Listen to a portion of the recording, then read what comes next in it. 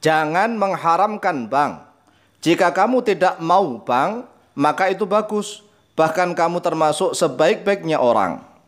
Tapi kamu jangan mengharamkannya.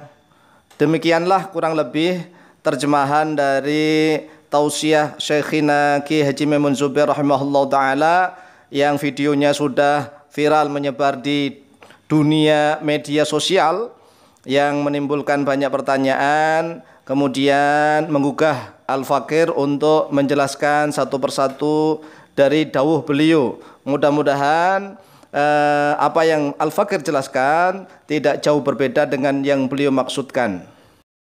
Dawuh atau perkataan beliau adalah dawuh yang sangat adil dan bijak, serta penuh hikmah yang menjadi pelajaran bagi kaum muslimin. Karena orang yang mengharamkan bank, maka dia harus konsisten dan konsekuen. Dia tidak boleh sama sekali berhubungan dengan bank. Dia tidak boleh punya rekening bank sama sekali, baik atas nama pribadi atau atas nama sekolah atau atas nama pondok pesantren atau atas nama yayasan atau atas nama perusahaan atau atas nama organisasi atau atas nama apapun. Dia harus konsisten dan konsekuen kalau memang dia mengharamkan bank. Dia juga tidak boleh menggunakan jasa bank hanya sekedar untuk transfer uang, walaupun menggunakan rekening orang lain. Bahkan dia juga tidak boleh menggunakan jasa bank untuk setor dana ibadah haji. Pokoknya dia harus konsisten dan konsekuen dengan pengharamannya itu. Karena jika tidak, maka dia akan termakan oleh ucapannya sendiri yang telah mengharamkan bank. Di dalam surat Al-Maidah ayat yang kedua, Allah Subhanahu wa taala telah berfirman, A'udzu billahi minasyaitonir rajim wa ta'awanu 'alal birri wat taqwa wa la ta'awanu 'alal itsmi wal 'udwan. Wa ta'awanu, dan saling tolong-menolonglah oleh kalian, 'alal birri, atas kebajikan, wat taqwa, dan atas ketakwaan. Wa la ta'awanu, dan janganlah saling tolong-menolong oleh kalian, 'alal itsmi, atas dosa, wal 'udwani, dan atas permusuhan. Kemudian para ulama menjelaskan, man a'ana ala ma'syiatin walau bi syadri kalimatin kana syarikan fiha.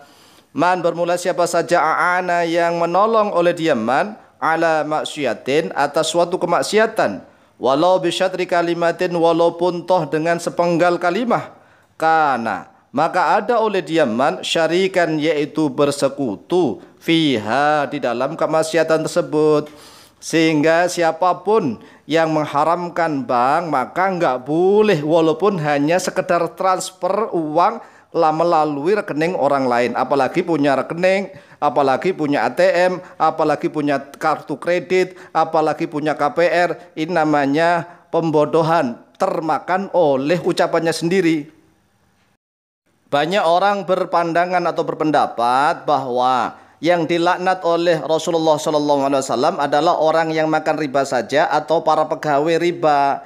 Padahal Rasulullah juga melaknat orang-orang yang menyebabkan adanya riba, yaitu para nasabah, orang yang punya rekening, atau orang yang hutang di situ di pihak yang meribakan, dan seterusnya. Bahkan Imam Bukhari telah menulis di dalam kitab Sahih beliau Al-Bayanul Awal, kita jelaskan dengan penjelasan yang pertama. Qala al-Imam Al-Bukhari rahimahullahu ta'ala fi sahihihi, telah berkata oleh Imam Bukhari dalam kitab sahih beliau dengan memberikan judul babnya, babu mukil riba, bab orang yang memberikan makan riba. Wa qala Ibnu Battal fi syarhi sahih Al-Bukhari, dan telah berkata oleh Imam Ibnu Battal rahimahullahu ta'ala di dalam syarah sahih kitab Bukhari, mukilur riba huwa mu'tihi, yang dimaksud mukilur riba, orang yang memberikan makan riba, huwa dia mukilur riba mu'tihi, yaitu orang yang memberikannya riba. Wa akilur riba, orang yang makan riba, huwa akhiduhu, yaitu orang yang mengambil riba. Wa qala Ibnu Hajar al-Asqalani fi Fathul Bari syarhi Sahih Al-Bukhari, dan telah berkata oleh Imam Ibnu Hajar al-Asqalani rahimahullah ta'ala dalam kitab Fathul Bari syarah Sahih Bukhari, mukilur riba ay mud'imuhu, yaitu orang yang memberikan makan riba. Artinya apa? Kalau ada orang yang makan riba berarti kan ada orang yang memberi. Siapa yang memberi? Kalau seandainya yang kita bahas bank adalah para nasabah, orang yang punya rekening di bank, orang yang transfer di bank, orang yang menggunakan jasa bank, itulah orang yang disebut mud'imur riba atau orang yang disebut mukilur riba. Jadi hati-hati kalau kita memang mengharamkan riba. Oleh sebab itulah dawuh Syekhina Ki Haji Maimun Zubair rahimahullah ta'ala sangat adil, sangat bijaksana dan penuh hikmah yang harus kita renungkan secara bersama-sama. Al-bayanu tsani, penjelasan yang kedua, an Jabirin radhiyallahu anhu qol, diriwayatkan dari Jabir radhiyallahu anhu qala, telah berkata oleh beliau Jabir, la'ana Rasulullah sallallahu alaihi wasallam akilar riba. Telah melaknat oleh Rasulullah sallallahu alaihi wasallam akilar riba, pada orang yang makan riba. Ini kalau kita nisbatkan kepada bank adalah pemilik banknya atau yang memiliki saham. Wa muqilahu, dan pada orang yang memberikan makan riba. Kalau kita nisbatkan kepada bank adalah para nasabahnya atau orang-orang yang memiliki rekening di bank atau bahkan orang yang hanya transfer uang di bank, karena sama saja dengan memuluskan usaha perbankan. Wa katibahu, dan pada penulisnya yaitu para pegawainya, pegawai bank. Wa syahidaihi, dan pada kedua saksinya, bahkan orang yang hanya menjadi saksi pun dilaknat oleh Rasulullah sallallahu alaihi wasallam. Wa qala, dan telah bersabda oleh beliau Rasulullah sallallahu alaihi wasallam, hum sawaun, hum bermula mereka semua itu, sawaun yaitu sama saja. Akhraja, telah mengeluarkan pada hadis Muslimun oleh Imam Muslim, nomor hadis 1598. Wa an Abdullah bin Mas'ud radhiyallahu an anna Nabiy sallallahu alaihi wasallam, dan diriwayatkan dari Abdullah bin Mas'ud radhiyallahu an, sesungguhnya Nabi sallallahu alaihi wasallam la'ana akilar riba. La'ana, telah melaknat oleh beliau Nabi sallallahu alaihi wasallam akilar riba, pada orang yang makan riba. Wa muqilahu, ini menggunakan hamzah, wa muqilahu, dan pada orang yang memberikan makan riba. Wa syahidaihi, dan pada kedua saksinya riba. Wa katibau, dan para penulisnya yaitu para pegawai riba. Rawahu al-khamsatu, rawa telah mengeluarkan pada hadis al-khamsatu oleh Imam hadis yang 5. Wa fi lafdzin zada, dan yaitu dalam suatu lafaz zada telah menambah, idza alimu, apabila mengetahui oleh mereka, dzalika pada itu, mal'ununa yaitu dilaknat, ala lisani Muhammadin sallallahu alaihi wasallam, atas lisannya Nabi Muhammad sallallahu alaihi wasallam, yaumul qiyamati, pada hari kiamat.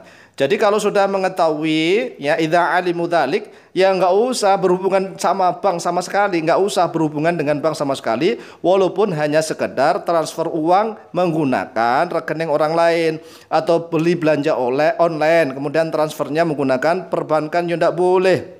Yang namanya sudah ngerti.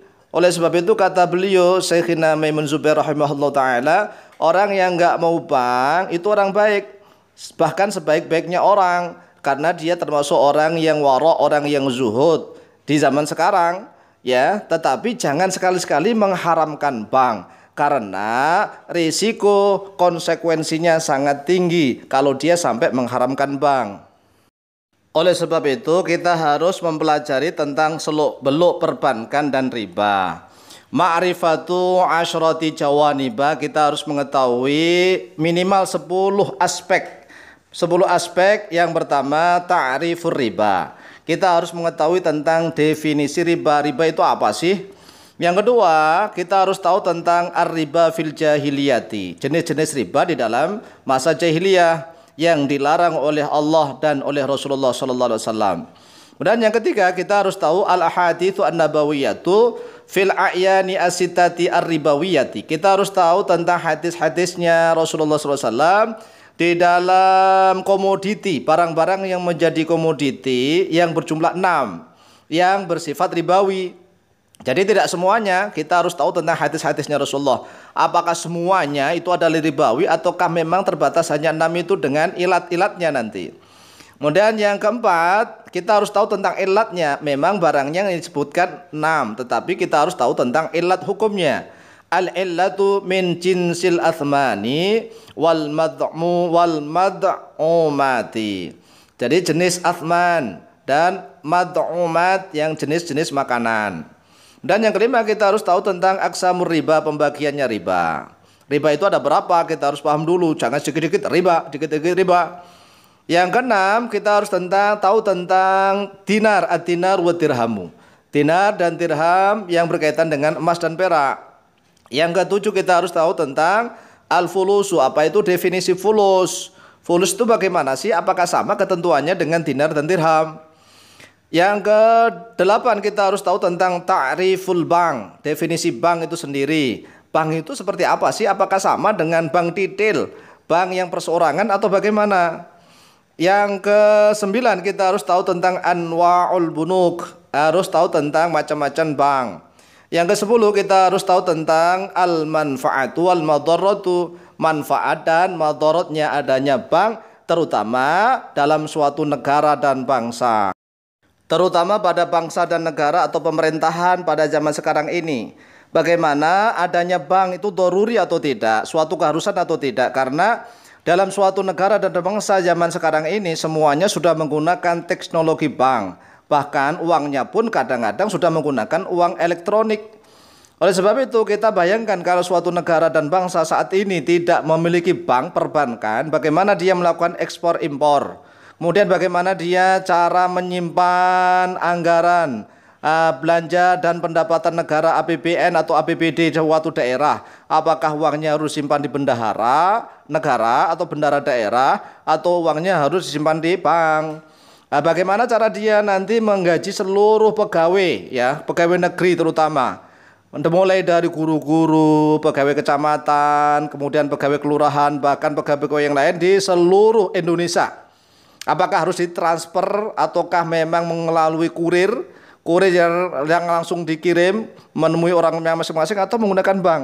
Bahkan termasuk ibadah haji pun apakah setor kepada kiai atau kepada bank?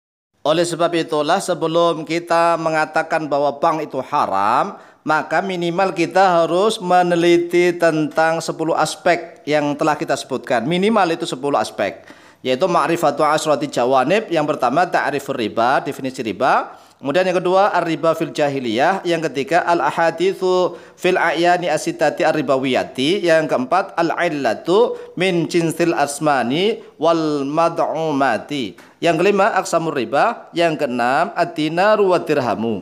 Yang ketujuh al-fulus, uang itu seperti apa. Sekarang kita kan menggunakan fulus, tidak menggunakan dirham dan dinar. Yang kedelapan ta'riful bank, kita harus tahu definisi bank itu seperti apa. Kemudian yang kesembilan anwa'ul bunuk, yaitu macam-macam bank. Yang kesepuluh kita harus tahu tentang manfaat dan madharah. Mudah-mudahan bisa kita ulas satu persatu sehingga permasalahan akan menjadi jelas sejelas-jelasnya. Wallahu ta'ala a'lamu bishawab. Wallahu muwaffiq ila aqwamit thoriq. Wassalamualaikum warahmatullahi wabarakatuh.